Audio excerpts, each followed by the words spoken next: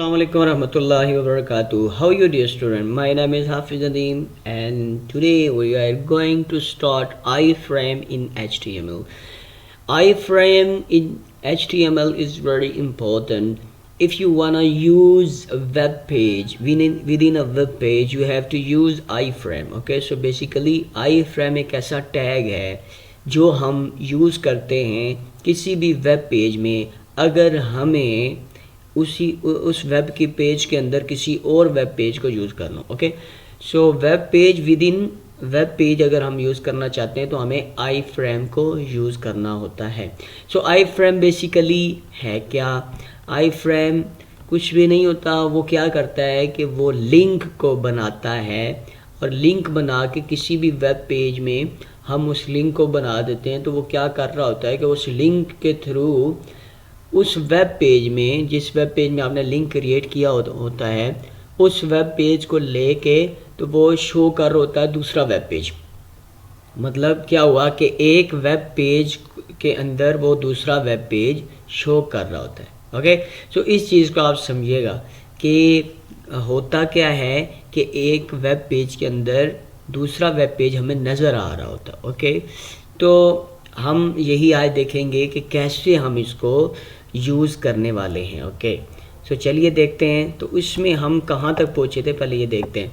यहाँ तक हम पहुँच चुके थे कि हमने क्या किया जी कि हमने HTML में लिस्ट वगैरह को देख लिया। आज हम क्या करते हैं कि सिंपल सा यहाँ पे पहले बनाते हैं डिव। ओके, सॉरी, डिव बनाते हैं और डिव के अंदर मैं क्या करता हूँ, एक आई फ्रेम जनरेट करता हूँ। सो आई फ्रेम जनरेट करने के लिए मुझे टैग चाहिए आई फ्रेम। अच्छा, बहुत सारे स्टूडेंट सोच रहे होंगे कि इस आई फ्रेम का मतलब क्या है।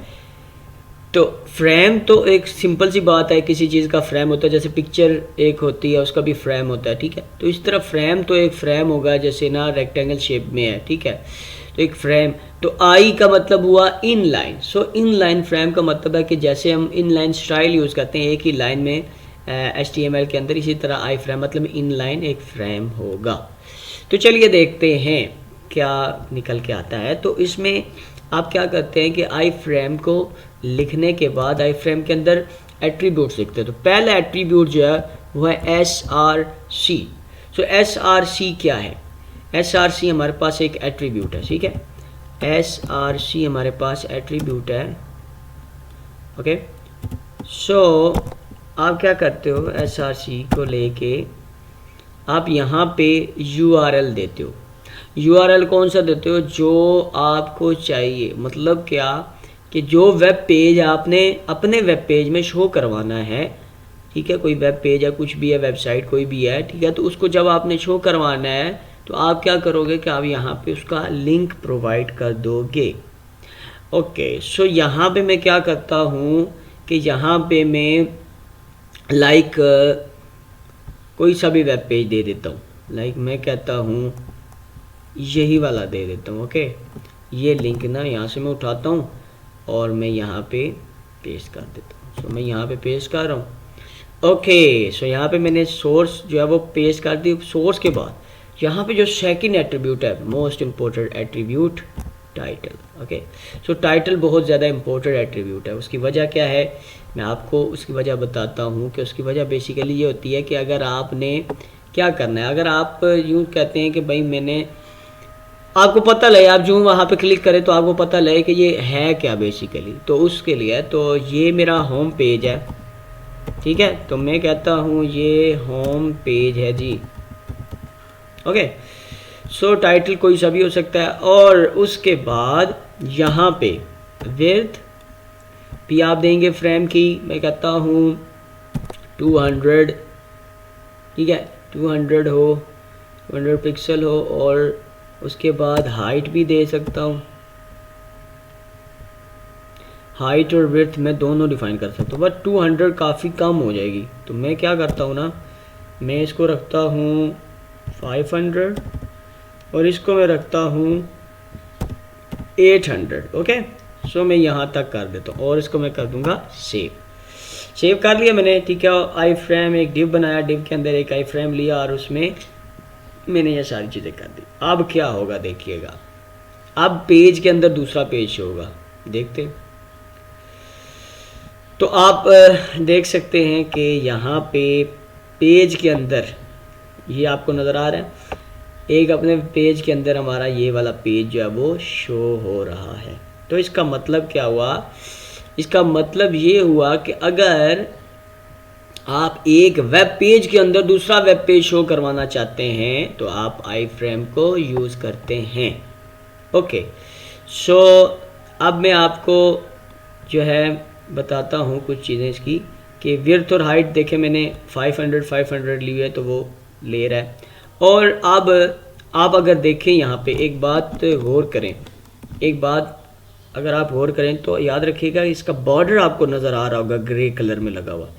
तो इससे हमें ये पता लगता है कि जो आई फ्रेम है उसका बाय डिफ़ॉल्ट बॉर्डर लगा होता है। अगर आप चाहते हैं इसको स्टाइल करना, मतलब बॉर्डर वगैरह देना, कलर वगैरह देना, ओके, या बॉर्डर रिमूव करना, ओके, सो मैं चाहता हूँ कि मैं इसके बॉर्डर को रिमूव कर दूँ। तो मैं क्या करूँगा कि स्टाइल एट्रीब्यूट लूँगा और बॉर्डर लूँगा और बॉर्डर को मैं नन कर दूँगा। ओके, अगर मैं चाहता हूँ कि बॉर्डर ना आए भाई तो मैं इस बॉर्डर को क्या कर दूँगा, नन कर दूँगा। ओके, सो बॉर्डर यहाँ से ये आप देख रहे हैं ना ग्रे कलर का ये वाला, ठीक है, तो ये देखना कैसे ख़त्म हो जाएगा। अब आप देख सकते हैं कि यहाँ पे कोई बॉर्डर नहीं लगा हुआ। ओके, सो तो बाय डिफ़ॉल्ट आपको ये याद रखना चाहिए कि बॉर्डर जो है वो लगा होता है जो आई फ्रेम होता है उसका, ठीक है।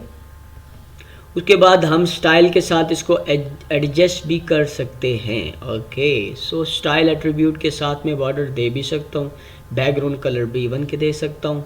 चलें देखते हैं बैकग्राउंड कलर दे के। So background colour, background image भी दे सकता हूँ, ओके, कलर भी दे सकता हूँ। सो मैं बैकग्राउंड कलर दे रहा हूँ, मैं कहता हूँ क्योंकि हमारा आई फ्रेम कैसा था, ओके, सो वाइट ही है, सो मैं उसको बैकग्राउंड कलर दे देता हूँ ब्लू। ओके, सो मैं लाइक उसको ब्लू कलर दे रहा हूँ और सेव कर दिया। सेव करने के बाद मैं यहाँ पे गया, अब हम देखते हैं कि भाई इस आई फ्रेम का ये देखें।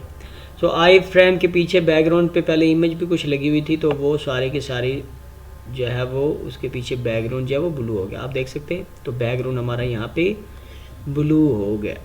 ओके, सो बॉर्डर भी आप लगा सकते हैं और ये भी इस तरह आप कर सकते हैं। ओके, यहाँ पे एक और एट्रीब्यूट है, अगर मैं देखता हूँ अगर मैं इसको यूज़ करूँ तो किस तरह मैं इसको यूज़ करूँगा, ठीक है, वो एक चीज़ आखिर में चेक करते हैं जल्दी से, कि यहाँ पे मैं जाता हूँ और लिखता हूँ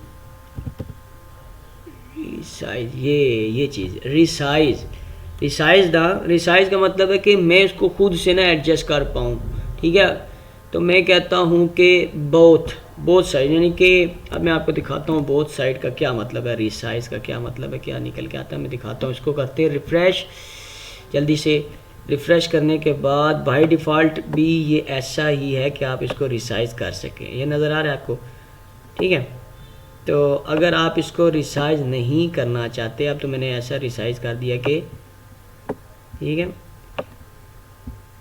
ठीक हो गया। ये देखें, आप देखें इसको वर्टिकली और हॉरिजॉन्टली दोनों साइड से इसको रिसाइज कर पा रही है, नज़र आ रहा है आपको। ये देखें, अगर मैं इसको ऐसा लेके जाऊं, ठीक है, तो भी रिसाइज हो रहा है, ठीक है।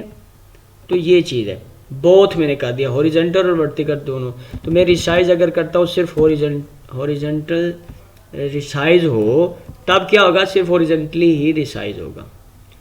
तो देखिएगा मैं इसको रिफ़्रेश करता हूँ, तो अब देखिए सिर्फ आप क्या कर सकते हैं कि सिर्फ हॉरिजॉन्टली ही रिसाइज कर सकते हैं, ठीक है। यूं नीचे वाली साइड आप नहीं जा सकते, आप सिर्फ हॉरिजॉन्टली इसको रिसाइज कर सकते हैं। तो ये है कि आप दोनों साइड भी रिसाइज कर सकते हैं और सिंगल साइड भी। तो आज का जो लेक्चर था वो बहुत ही सिंपल और बहुत ज़्यादा इम्पोर्टेंट, कि कैसे आप एक वेब पेज को, एक वेब के पेज के अंदर दूसरे वेब पेज को यूज़ कर सकते हैं। तो उम्मीद करता हूँ कि आपको ये लेक्चर पसंद आया होगा, ये वीडियो अच्छी लगी होगी। अगर आपको अच्छी लगी है तो अपने फ्रेंड में शेयर करें ज़्यादा से ज़्यादा, और नए आने वाले जितने भी हैं वो मेरे चैनल को सब्सक्राइब करें। थैंक यू वेरी मच, जज़ाकल्लाह।